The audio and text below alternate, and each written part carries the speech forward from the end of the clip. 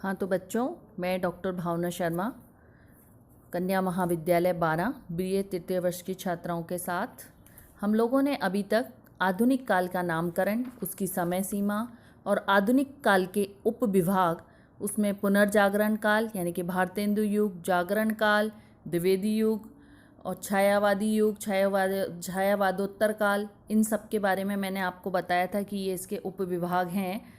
अब मैं अपन ने भारतेंदु युग के बारे में पढ़ा, उसकी प्रवृत्तियों के बारे में पढ़ा। अब आज अपन पढ़ेंगे द्विवेदी युग। द्विवेदी युग, भारतेंदु युग यदि आधुनिक काल का प्रवेश द्वार है तो द्विवेदी युग उसका विस्तृत प्रांगण, जहां उन प्रवृत्तियों को विकसित और पल्लवित होने का अवसर प्राप्त हुआ जो भारतेंदु युग में प्रारंभ हुई थी। विशेषतः भारतीय जनमानस में स्वदेशानुराग और नवजागरण के जो बीज भारतेंदु युग में अंकुरित हुए थे, वे द्विवेदी युग में पल्लवित होकर हमारे सामने आए। 19वीं सदी का अंत होते होते भारतेंदुकालीन समस्या पूर्ति और नीरस तुकबंदी से जो पाठक थे वो विमुख होने लगे तथा लंबे समय से काव्य भाषा के रूप में जो व्यवहार में ब्रज भाषा का आकर्षण भी अब लुप्त हो गया था, उसका स्थान खड़ी बोली ने इस काल में ले लिया। द्विवेदी युग में सबसे प्रमुख मैथिली चरण गुप्त थे, जो राष्ट्रीय काव्यधारा के कवि थे। मैथिली चरण गुप्त भारत भारती एवं साकेत जैसे यशस्वी कृतियों के रचयिता थे। उनका जन्म 1886 और निधन 1964 ईस्वी में हुआ। वे हिंदी के राष्ट्रीय काव्यधारा के प्रतिनिधि कवि कहलाते हैं। उनकी प्रमुख रचनाएं हैं जयद्रथ वध, भारत भारती, पंचवटी, झंकार, साकेत, यशोधरा, द्वापर, जय भारत, विष्णुप्रिया। ये सारी उनकी राष्ट्रीय काव्यधारा से ओतप्रोत कविताएं हैं। इसके अलावा द्विवेदी युग में राष्ट्रीय काव्यधारा के और भी काफ़ी कवि हुए, जिनमें से मुख्य नाम है अयोध्या सिंह उपाध्याय अरियोद। इनका प्रिय प्रवास एक महाकाव्य के रूप में हमारे सामने आया। ये एक महाकाव्य इन्होंने इसकी रचना की थी, जिसका नाम था प्रिय प्रवास। गया प्रसाद शुक्ल सनेही, राम नरेश त्रिपाठी, सुभद्रा कुमारी चौहान, रामधारी सिंह दिनकर। आप हिंदी के BA फाइनल के छात्र हैं तो इन सब के नामों से आप अनभिज्ञ नहीं होंगे। तो इन सब ये थे इनके, जैसे सुभद्रा कुमारी चौहान, इनका झांसी की रानी कविता जनता में बहुत लोकप्रिय कविता थी। रामधारी सिंह दिनकर, इनकी उर्वशी गीत पर भारतीय ज्ञानपीठ पुरस्कार इन्हें प्राप्त हुआ था। ये रामधारी सिंह दिनकर की उर्वशी गीत।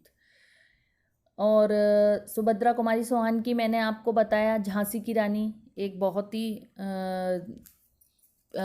फेमस कविता थी।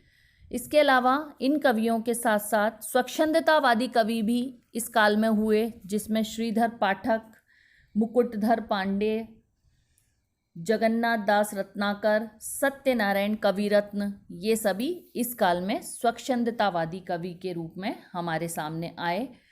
और इसमें राष्ट्रीय काव्यधारा के साथ साथ स्वच्छंदतावादी कवियों ने भी स्थान लिया। अब इन कवियों के बाद हम आते हैं इसकी प्रवृत्तियों पर। तो इन दोनों के बाद अब हम चर्चा करेंगे द्विवेदी युगीन काव्य की प्रवृत्तियाँ। तो द्विवेदी युगीन काव्य की प्रवृत्तियों का, जैसे कि मैंने आपको भूमिका में बताया, राष्ट्रीय काव्यधारा के कवि थे मैथिली चरण गुप्त जी। तो इससे आपको समझ में आ रहा होगा। इसकी प्रमुख प्रवृत्तियां हैं राष्ट्रीय भावना, राष्ट्रीयता की भावना, देश प्रेम, अतीत गौरव, स्वदेश अभिमान की अभिव्यक्ति हुई। इस युग में ये सारी राष्ट्रीयता की भावना के अंतर्गत आया। इतिवृत्तात्मकता प्रबंध रचना की प्रवृत्ति है। खंड काव्य, महाकाव्य अधिक लिखे गए, मुक्तक रचनाओं की प्रवृत्ति कम है। प्रिय प्रवास और साकेत इस युग की प्रमुख महाकाव्य हैं। मैंने आपको बताया था प्रिय प्रवास अरियोद जी द्वारा लिखित काव्य रचनाएं हैं, साकेत मैथिली चरण गुप्त जी द्वारा रचित रचनाएं हैं। नैतिकता एवं आदर्शवाद, श्रृंगार भावना का विरोध हुआ, नैतिक मूल्यों पर बल दिया गया। द्विवेदी युग का काव्य आदर्शवाद से अनुप्राणित है। प्रकृति चित्रण, श्रीधर पाठक, रामनरेश त्रिपाठी जैसे कवियों ने प्रकृति के रम्य रूप का चित्रण अपनी रचनाओं में किया। सामाजिक समस्याओं का चित्रण, इस काव्य में सामाजिक समस्याओं का भी चित्रण हुआ। इसमें छुआछूत, दहेज प्रथा, बाल विवाह, नारी की दयनीय स्थिति को काव्य का विषय बनाया गया। इस समय जो द्विवेदी कालीन कविताएं थीं उसमें इन सभी समस्याओं को अपनी कविताओं में शामिल किया इस काल के कवियों ने। अनुदित रचनाएं, अनुदित यानी कि जिनका अनुवाद एक भाषा से दूसरी भाषा में किया जाए। अनुदित रचनाएं, इस काल की मौलिक रचनाओं के साथ साथ अनुदित रचनाएं भी लिखी गईं। विशेषतः संस्कृत, बांग्ला, अंग्रेजी की श्रेष्ठ रचनाओं का अनुवाद कवियों ने प्रस्तुत किया।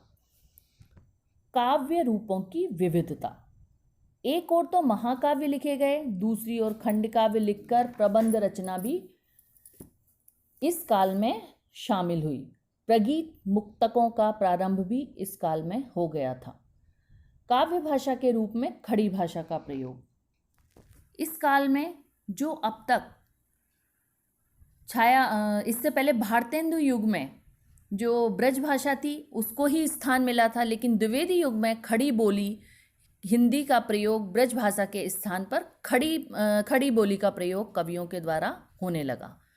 छंदों की विविधता, काव्य में प्राचीन छंदों दोहा, चौपाई, रोला, सवैया, कुंडलियाँ के साथ साथ संस्कृत वर्णवृत्तों, हरिगीतिका, उपेंद्र वज्रा, इंद्र वज्रा, शार्दुल्य, विक्रीडित, तांटक आदि का प्रयोग भी किया गया। अब अंत में अपन इसके बारे में जानेंगे कि द्विवेदी युग का महत्व क्या है। द्विवेदी युग हिंदी कविता को प्राचीन रूढ़िबद्धता से पृथक करने में कवियों का विशेष योगदान है। यानी कि द्विवेदी युग के जो कवि थे उनका रूढ़िबद्धता को प्राचीन युग से पृथक करने में विशेष स्थान है। काव्य भाषा के रूप में खड़ी बोली हिंदी को प्रतिष्ठित किया गया तथा गद्य क्षेत्र में भाषा का परिष्कार कर उसे व्याकरण सम्मत बनाया गया। हिंदी कविता को श्रृंगारिकता से राष्ट्रीयता, जड़ता से प्रगति और रूढ़िवादिता से स्वच्छंदता की ओर ले जाने में इन कवियों का महत्वपूर्ण योगदान रहा है। द्विवेदी युग की उपलब्धि है मैथिली शरण गुप्त कृत साकेत महाकाव्य और अयोध्या सिंह उपाध्याय अरियोद द्वारा प्रिय प्रयास नामक महाकाव्य। ये इस युग की महान उपलब्धियां हैं। गुप्त जी का साकेत और हरियोद जी का प्रिय प्रवास। ब्रज भाषा के सुकवि बाबू जगन्नाथ दास रत्नाकर का उद्धव शतक भी इस युग की एक महत्वपूर्ण काव्य कृति है। तो आज बच्चों हमने द्विवेदी युग के बारे में जाना, उसकी क्या प्रमुख रचना